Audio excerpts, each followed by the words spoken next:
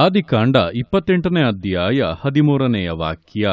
ಯೆಹೋವನು ಅವನ ಬಳಿಯಲ್ಲಿ ನಿಂತು, ನಾನು ನಿನ್ನ ತಂದೆಯಾದ ಅಬ್ರಹಾಮನ ದೇವರು, ಈಸಾಕನ ದೇವರು ಆಗಿರುವ ಯೆಹೋವನು, ನೀನು ಮಲಗಿಕೊಂಡಿರುವ ಈ ದೇಶವನ್ನು ನಿನಗೂ ನಿನ್ನ ಸಂತತಿಗೂ ಕೊಡುತ್ತೇನೆ. ಈ ವಾಕ್ಯದಲ್ಲಿ ದೇವರು ಯಾಕೋಬನನ್ನು ಸಂಧಿಸಿ ಅವನೊಟ್ಟಿಗೆ ಒಂದು ಒಡಂಬಡಿಕೆಯನ್ನು ಮಾಡಿಕೊಂಡಂತ ಸಮಯದಲ್ಲಿ ನುಡಿದಂಥ ಸಂಗತಿಗಳನ್ನು ವಿವರಿಸಲಾಗಿದೆ. ನೋಡುವಂಥ ಸಮಯದಲ್ಲಿ ಯಾಕೋಬನು ತಂದೆ ಮನೆಯಿಂದ ಲಾಬಾನನ ಮನೆಗೆ ಹೋಗುವಂತ ಮಾರ್ಗದಲ್ಲಿ ಕತ್ತಲಾದಂಥ ನಿಮಿತ್ತವಾಗಿ ಒಂದು ಸ್ಥಳದಲ್ಲಿ ಕಲ್ಲನ್ನು ತಲೆದಿಂಬಾಗಿ ಇಟ್ಟುಕೊಂಡು ಮಲಗಿಕೊಂಡನು. ಮಲಗಿಕೊಂಡಾಗ ರಾತ್ರಿಯಲ್ಲೊಂದು ಕನಸನ್ನ ಕಂಡನು. ಒಂದು ನಿಚ್ಚಣಿಗೆಯು ಭೂಮಿಯ ಮೇಲಿಂದ ಆಕಾಶಕ್ಕೆ ಮುಟ್ಟುವಷ್ಟು ಇಡಲ್ಪಟ್ಟಿತ್ತು. ಅದರ ಮೇಲೆ ದೇವದೂತರು ಹತ್ತುತ್ತಾ ಇಳಿಯುತ್ತಾ ಇರುವುದನ್ನು ಕಂಡನು. ಅಷ್ಟೇ ಅಲ್ಲ, ಯೆಹೋವನು ಅವನ ಬಳಿಯಲ್ಲಿ ನಿಂತುಕೊಂಡು, ನಾನು ನಿನ್ನ ತಂದೆಯಾದ ಅಬ್ರಹಾಮನ ದೇವರು, ಈಸಾಕನ ದೇವರು ಆಗಿರುವ ಯೆಹೋವನು ಎಂಬುದಾಗಿ ಮಾತನಾಡುತ್ತಾ ಇದ್ದಾರೆ. ನೋಡುವಾಗ ಯಾಕೋಬನು ಈಗ ಮೊಟ್ಟ ಮೊದಲ ಬಾರಿಗೆ ದೇವರ ಒಂದು ಸ್ವರವನ್ನ, ದೇವರ ಮಾತುಗಳನ್ನ ಕೇಳುತ್ತಾ ಇದ್ದಾನೆ. ದೇವರು ಮಾತನಾಡುವಾಗ ಪ್ರಾರಂಭಿಸುತ್ತಾ ಇರುವಂಥದ್ದೇ, ನಾನು ನಿನ್ನ ತಂದೆಯಾದ ಅಬ್ರಹಾಮನ ದೇವರು, ಈಸಾಕನ ದೇವರು ಎಂಬುದಾಗಿ. ಯಾಕೋಬನನ್ನು ನೋಡುವಾಗ ದೇವರೊಟ್ಟಿಗೆ ಅವನು ನೇರವಾದಂಥ ಒಂದು ಸಂಭಾಷಣೆಯನ್ನ, ನೇರವಾದಂಥ ಒಂದು ಸಂಬಂಧವನ್ನ ಅಲ್ಲಿಯವರೆಗೂ ಹೊಂದಿರಲಿಲ್ಲ. ಎಲ್ಲವೂ ಕೂಡ ತನ್ನ ತಂದೆಯ ಮೂಲಕವೇ. ತಂದೆಯ ಜೀವಿತದಲ್ಲಿ ನಡೆದಂಥ ಅನೇಕ ಕಾರ್ಯಗಳನ್ನು ಅವನು ನೋಡಿದ್ದನು, ಅವನು ಹೇಳಿರುವುದನ್ನ ಕೂಡ ಕೇಳಿದ್ದನು. ಹಾಗೆ ತನ್ನ ತಂದೆಯಾದಂಥ ಈಸಾಕನು ಯಾವ ರೀತಿಯಾಗಿ ದೇವರಿಗೆ ಭಯಭಕ್ತಿಯುಳ್ಳವನಾಗಿ ನಡೆದುಕೊಳ್ಳುತ್ತಾನೆ ಎಂಬುದಾಗಿ ಕೂಡ ಗಮನಿಸಿದ್ದನು.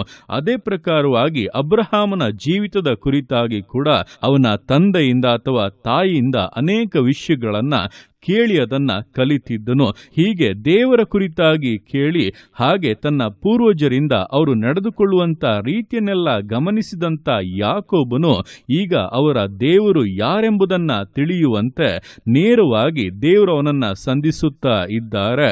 ಅಲ್ಲಿಂದ ಯಾಕೋಬನು ದೇವರೊಟ್ಟಿಗೆ ನೇರವಾದಂತ ಸಂಬಂಧದಲ್ಲಿ ಒಂದು ಅನ್ಯೂನ್ಯತೆಯಲ್ಲಿ ನಡೆಯುವುದಕ್ಕೆ ಸಾಧ್ಯವಾಯಿತು. ಅದರ ನಂತರ ದೇವರು ಯಾಕೋಬನನ್ನು ವಿಶೇಷವಾಗಿ ಆಶೀರ್ವದಿಸಿ ಅವನ ಸಂಗಡ ಇದ್ದು ದೊಡ್ಡ ಒಂದು ಸಂತಾನವಾಗುವಂತೆ ಮಾಡಿ ಅವನ ಹೆಸರನ್ನ ಬದಲಾಯಿಸಿ ಆ ಹೆಸರಿನಿಂದಲೇ ಒಂದು ದೇಶವನ್ನ ನಿರ್ಮಿಸಿದರು.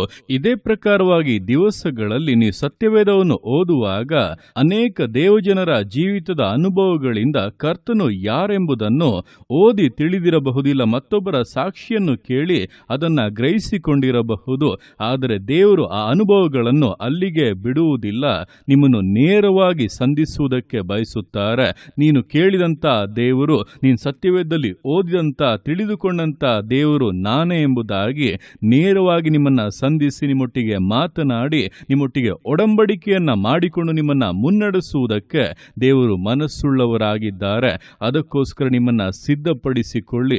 ದೇವರನ್ನ ಸಂಧಿಸುವುದಕ್ಕೆ ನಿಮ್ಮ ಹೃದಯವು ಸಿದ್ಧವಾಗಲಿ, ನಿಮ್ಮ ಆಲೋಚನೆಗಳು ಸಿದ್ಧವಾಗಲಿ. ಅದಕ್ಕೋಸ್ಕರ ಸಮಯವನ್ನ ಪ್ರತ್ಯೇಕಿಸಿಕೊಂಡು ಒಬ್ಬೊಂಟಿಯಾಗಿ ಇದ್ದರೂ ಪರವಾಗಿಲ್ಲ, ದೇವರಿಗೋಸ್ಕರ ಕಾದಿರಿ. ದೇವರ ಪ್ರಸನ್ನತೆಯಲ್ಲಿ ನಿಮ್ಮ ಜೀವಿತವನ್ನ ಕಳೆಯಿರಿ. ಆತನು ನಿಶ್ಚಯವಾಗಿ ಸಂಧಿಸುತ್ತಾನೆ. ಮತ್ತೊಬ್ಬರ ಅನುಭವಗಳ ಮೂಲಕವಾಗಿ ನೀವು ಇದುವರೆಗೂ ಕಂಡಂತ ದೇವರನ್ನ ನೀವು ನಿಮ್ಮ ಅನುಭವದಲ್ಲಿಯೇ ನೇರವಾಗಿ ಸಂಧಿಸುವಂತೆ, ಆ ಶ್ರೇಷ್ಠವಾದಂತ ಅನುಭವಗಳನ್ನ ಹೊಂದುವಂತೆ ಈ ದಿವಸಗಳು ಬದಲಾಗಲಿದೆ. ದೇವರು ತನ್ನ ಜನರನ್ನ ಸಂಧಿಸುವುದಕ್ಕೂ ಅವರೊಟ್ಟಿಗೆ ಇರುವುದಕ್ಕೂ ಬಯಸುವಂತ ದೇವರು.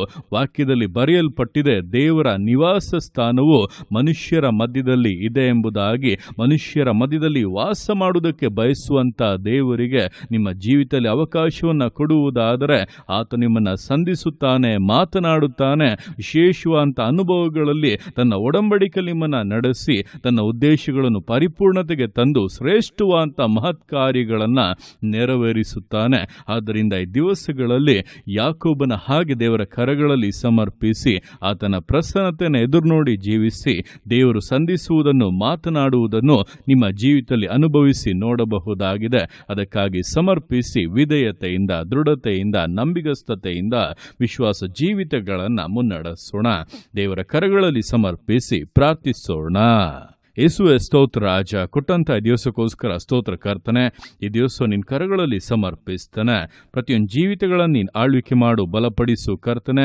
ಹೌದಪ್ಪ, ದಿವಸಗಳಲ್ಲಿ ಅದುವರೆಗೂ ನೇರವಾಗಿ ಅಪ್ಪ ನಿನ್ನ ಜೊತೆಯಲ್ಲಿ ಸಂಭಾಷಣೆ ಇಲ್ಲದೆ, ನೇರವಾಗಿ ಅನುಭವಗಳಿಲ್ಲದೆ, ತನ್ನ ತಂದೆಯ ಅಂತ ಈಸಾಕನ ಜೀವಿತದಲ್ಲಿ, ಅಬ್ರಹಾಮನ ಜೀವಿತದಲ್ಲಿ ಕೆಲವೊಂದು ಅನುಭವಗಳನ್ನ ಕೇಳಿಯಪ್ಪ ಅದನ್ನ ಅರಿತಿದಂತ ಯಾಕೋಬನಿಗೆ ನೀನು ನೇರವಾಗಿ ಅಪ್ಪ ನಿನ್ನ ಅನುಭವದಲ್ಲಿ ನಡೆಸಿದೆ. ನೀನು ಅವನೊಟ್ಟಿಗೆ ಮಾತನಾಡಿ ಅವನೊಟ್ಟಿಗೆ ಒಡಂಬಡಿಕೆಯನ್ನು ಮಾಡಿಕೊಂಡು ವಿಶೇಷವಾಗಿ ಅವನ ಸಂಗಡ ಇದ್ದು ಆಶೀರ್ವದಿಸಿ ನಡೆಸಿದ ಹಾಗೆ ನನ್ನ ಕೇಳ್ತಾ ಇರುವಂಥ ಪ್ರತಿಯೊಬ್ಬರ ಸಂಗಡಪ್ಪ ನೀನು ಇರಬೇಕಾಗಿ ಬೇಡುತ್ತಾ ಇದ್ದಾನೆ. ನಿನ್ನ ಮಕ್ಕಳಪ್ಪ ಒಬ್ಬಂಟಿಗಳಾಗಿರುವುದಕ್ಕೆ ಎಂದಿಗೂ ಬಿಡಬೇಡ ಕರ್ತನೆ.